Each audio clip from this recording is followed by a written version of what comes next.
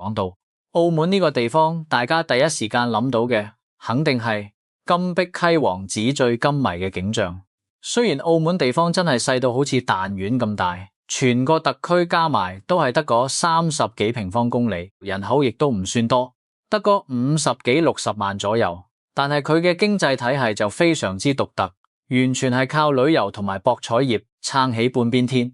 自從回歸之後，澳門嘅博彩業簡直係飛速發展，而家已經坐穩咗亞洲第一大執城嘅寶座，全世界都叫佢做炸州拉斯維加斯。你試下喺澳門行一圈，地方明明咁細，但竟然開咗成35間大型執場，而且差唔多每年都仲有1、2間新嘅旗艦級執場落成開張。回顧翻20年前，當時澳門政府決定重新開放州權，州場就好似雨後春乍咁，一間間拔地而起。呢30幾間新酒場無可避免咁罩入咗澳門居民嘅生活圈子入面。對於好多遊客嚟講，入到澳門酒場真係會流連忘返。哪怕你運氣好到爆，贏咗1000萬，就算門口啲保安完全唔攬嚟，你自己都未必捨得離開嗰張執台。其實呢個現象背後係因為執場經營者嘅手段真係好犀利，佢哋簡直係玩心理戰嘅高手。佢哋會好細心咁去縱研人性，利用人弱點，深深咁捉住你心入面嗰種貪念或者快感等。你在一種極度舒服、極度興奮嘅環境入面迷失自我，最後乖乖地將口袋入面嘅錢貢獻俾執場。正所謂一入執門深似海，從此靈魂變路人。當你沉迷入去嗰陣，嗰個靈魂好似已經變咗路人咁，完全唔受自己控制，只係識得機械式咁落注。其實澳門嘅執博業歷史非常之悠久，早喺1847年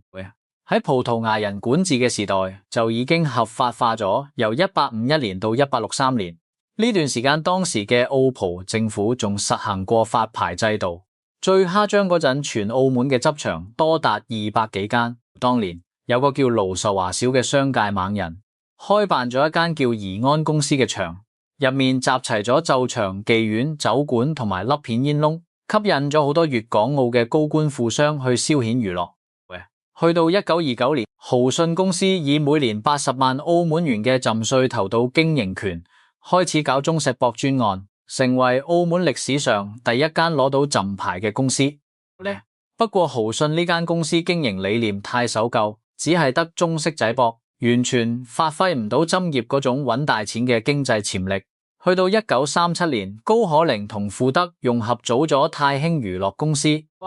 實行揸博專營制度，獨霸咗成個澳門市場。嗰陣時，澳門揸業已經開始成型，甚至仲有專門為揸博提供金融支持嘅大豐銀行，成為當時澳門最有地位嘅銀行，亦都係執客聚資散財嘅地方。二戰之後，葡萄牙政府對執博業採取放任政策，結果搞到澳門執博市場亂晒，大龍黑幫勢力橫行，社會治安亦都出現咗好大隱患。直到1999年回歸祖國之後，特區政府喺中央嘅大力支持下，下定決心要規範市場。佢哋首先將執權收歸政府，徹底整治好嗰啲亂象之後，先至再重新開放仔權，引入競爭。政府仲成立咗博彩監察協調局，確保仔博服務嘅質素同埋迅速處理公眾嘅投訴。一系列動作令到澳門執博業開始健康有序咁運行，成為全世界博彩業入面一抹好亮麗嘅風景。喺澳門執場真係多過米鋪。如果你去到三育中學，由課室窗口望出去，對面就係氣派非凡嘅大執場。連澳門文化中心呢啲文化地標旁邊都加建咗執場設施，可以話酒博元素已經植根喺澳門居民生活嘅每一個層面。有一位喺澳門長大嘅大學生就講過，佢哋嘅生活根本離唔開酒場。佢爸爸喺酒場打工，政府每年派錢，甚至連平時坐巴士都有政府補貼。而呢啲錢其實全部都係因為浸場賺得多，政府稅收豐富，先至有咁多福利。浸權開放之後，澳門嘅經濟數據真係一份好靚嘅成績表。呢個面積得半個香港島咁大嘅地方，賭博業嘅收入喺06年就已經超越咗美國拉斯維加斯。呢20年嘅高速增資，令到澳門成為一個經濟奇蹟。以前內地講保8已經好勁，但澳門嘅增值竟然可以去到20%，甚至30%澳門人嘅薪酬。中數由02年底4700蚊，升到而家過萬蚊，失業率仲跌到得返1.9%。基本上只要你想搵食，就一定有工開。不過喺呢份咁靚嘅成績表後面，澳門人嘅實際生活亦都因為奏權開放而產生咗翻天覆地嘅變化。回歸短短20年，一切都唔同晒。以前澳門人收入低，生活節奏慢，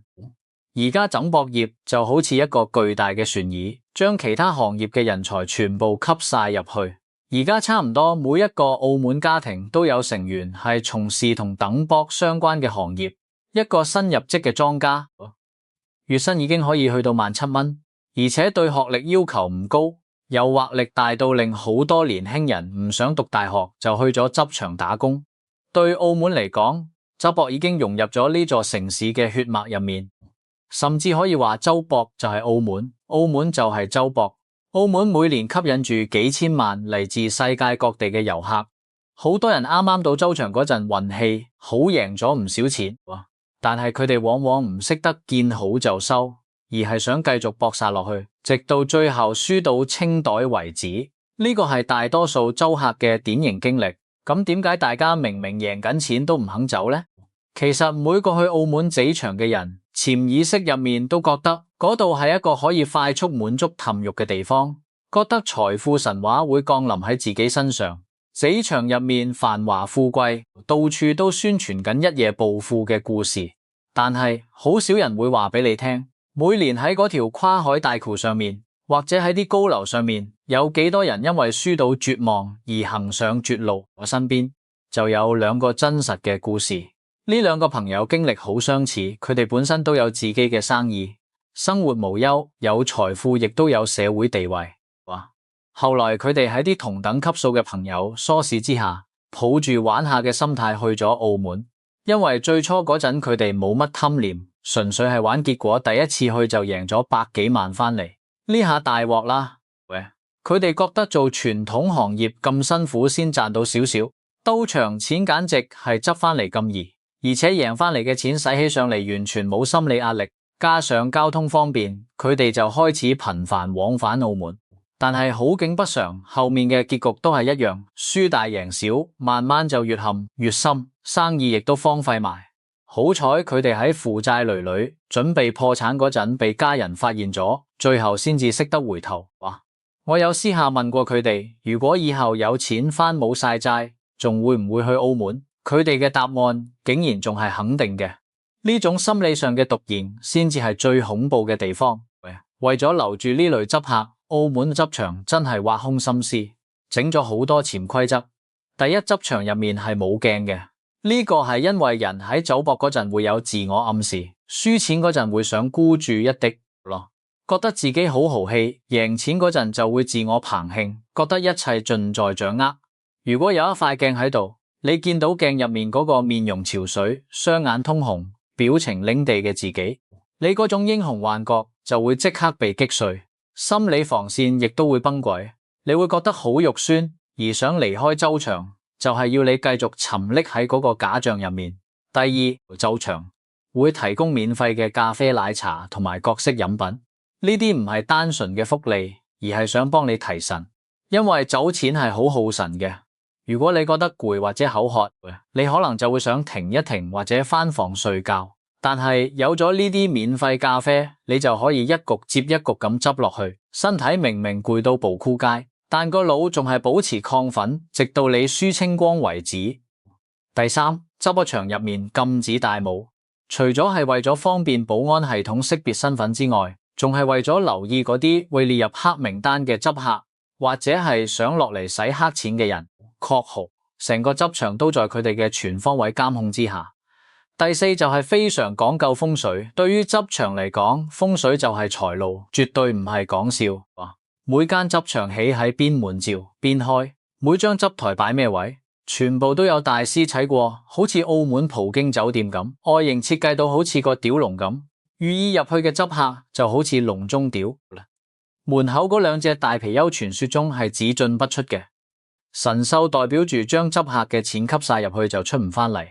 仲有啲執場嘅地毯花紋就好似錢幣或者流水咁，目的都係要困住啲財氣。第五，周場入面嘅香氣，你一入去就會聞到一種好舒服、好高級嘅味道。呢啲香薰係由專人特別調配嘅，目的係營造一種安心安全嘅氛圍，同時令你產生一種莫名嘅興奮感。當你覺得環境好舒服嗰陣，你就會放鬆警惕，覺得留喺度多一陣都冇所謂，結果就係注越落越大。第六，執場入面係冇槍同埋鐘嘅，呢一招真係好絕執場，想你完全失去時間觀念，你入到去唔知出面係天黑定天亮，亦都唔知過咗幾耐。由於冇外在環境干擾，你就只會專心一意咁睇住張針台。威尼斯人針場仲誇張，天花板畫成藍天白雲配合埋造景，等你好似覺得永遠都係朝早，永遠都係咁陽光明媚咁，完全唔知外面已經係深夜。第七，燈場入面嘅含氧量非常高，據說燈場會定時向通風口打純氧氣入去，令入面嘅含氧量比出面高出 30%。咁樣做係為咗令你唔容易覺得攰，大腦時刻保持清晰，但又處於亢奮狀態，咁你就可以喺執場玩足24小時都唔覺眼瞓，精神飽滿咁。將錢送俾莊家。第八，籌碼嘅設計，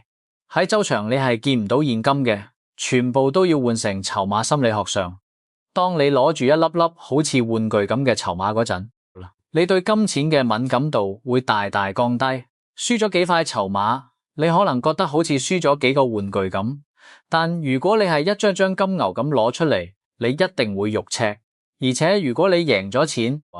執場公關通常會幫你將散籌碼換成大籌碼，咁樣做係誘導你越執越大，因為籌碼面值越大，你出手就會越狠。第九，酒金上限，你以為執場設上限係保護你，其實係保護緊執場。如果有執客相信倍頭法，即係輸1蚊就買2蚊，輸2蚊就買4蚊，只要有一次贏就回本。如果冇上限，執場遇到個本金超級厚嘅人，真係會執笠。所以登場設限就係要喺概率上確何莊家永遠佔優，等個大數定律發揮作用。其實講到尾，登客點解會輸，可以從2個角度去分析，一個係統計學，一個係心理學。統計學上，周場唔怕你贏錢，就怕你唔嚟周場。贏錢有2個原因，明嗰個係概率，好似百家樂或者輪盤咁，走場贏面永遠高過你少少，雖然只係差幾%。但呢個就係走場穩賺嘅流水，只要玩得夠耐，呢幾%就會變成天文數字。暗嗰個原因就係資金量，周場嘅本金係無限嘅，而你嘅錢係有限嘅。雖然輸贏睇概率，但呢個概率係要通過大量嘅投注次數先至可以體現出嚟。如果你只係玩幾十把，可能你會贏，但如果你長賭，你嘅資金量根本支撐唔到，你玩到概率回歸平衡嗰一刻，只要你中間有一把運氣唔好清咗袋，你就冇機會再翻身。最歡迎嗰啲帶住幾千萬落嚟嘅豪客，因為周場知只要你有執，你帶幾多錢都係冇用。你帶1億去，可能贏咗1000萬，周場面不改色，仲會安排免費總統套房俾你住，請你食頂級和牛。點解？因為只要你留低，佢哋就有更多機會贏翻嚟。你嘅本金總會有輸晒嘅一刻，但資場嘅本金係源源不絕嘅。只要你一直玩落去，根據大數定律，你最後一定會因為市金斷裂或者概率回歸而輸返晒出嚟。另一方面就係心理學嘅控制咯，係會令大腦產生病態反應嘅。一旦贏咗錢，大腦入面會分泌大量多巴胺，令你產生一種極度嘅快感，甚至比吸毒仲犀利。當你試過1-2分鐘就贏到人哋1個月甚至1年嘅人工嗰陣，你個腦嘅價值觀就壞咗，你以後好難再踏踏實實去做嘢，覺得勤力工作係傻仔先做嘅事。好多執客一開始贏係靠運氣，但贏咗之後就會覺得自己係針神附體，好識睇路，好識計算。其實呢個時候佢已經開始步入森林。有心理學家調查過，好多執客去執唔係單純為咗錢，而係為咗嗰種刺激感同埋不勞而獲嘅幻想。有一項對5000幾個執徒嘅調查，發現贏大錢雖然係主要動機，但有趣同亢奮都佔咗好大比例。換句話講，好多人其實係喺度花錢買快感。調查仲發現，有高達92%嘅人其實會幫自己設一個虧損底線，但只要未輸到去嗰個位，佢哋就絕對唔會離開張台執場，就係利用呢點，用各種貼心服務留住你，等你在不自覺中越過嗰條底線。總括嚟講，無論係從統計學定係心理學睇，賭博最大嘅誘惑就係嗰種唔使做就有錢執嘅假象。澳門執場只係利用咗呢啲自然規律，將莊家優勢發揮到極致。喺執場呢個攀大嘅機器面前，個人嘅自制力其實好脆弱。一入執門，貪念就會遮蔽你嘅理智。雖然話少執可以怡情，但係對於絕大多數人嚟講，執博就好似無底深潭，一旦跌入去就很難爬翻上嚟。我哋睇到澳門經濟咁繁榮，到處都係五光十色，但呢啲繁華背後，其實係由無數執徒嘅血汗同埋眼淚堆砌出嚟嘅。好多人傾家周產、妻離子散，甚至走上絕路。呢啲故事每日都喺度發生，只係周詳唔會俾你見到，所以大家一定要清醒，大眼識人，睇清楚咗場呢啲吸血嘅手段，遠離咗博，珍惜眼前人，平平淡淡，腳踏實地咁生活，先至係真正嘅福氣。千萬唔好因為一時貪念而將自己嘅靈魂、家庭同埋人生賠入去嗰個無底深潭，因為一旦輸咗，就真係未必有回頭路可以行。記住，唔賭先至係贏。呢個道理雖然老土，但係絕對係金石良言。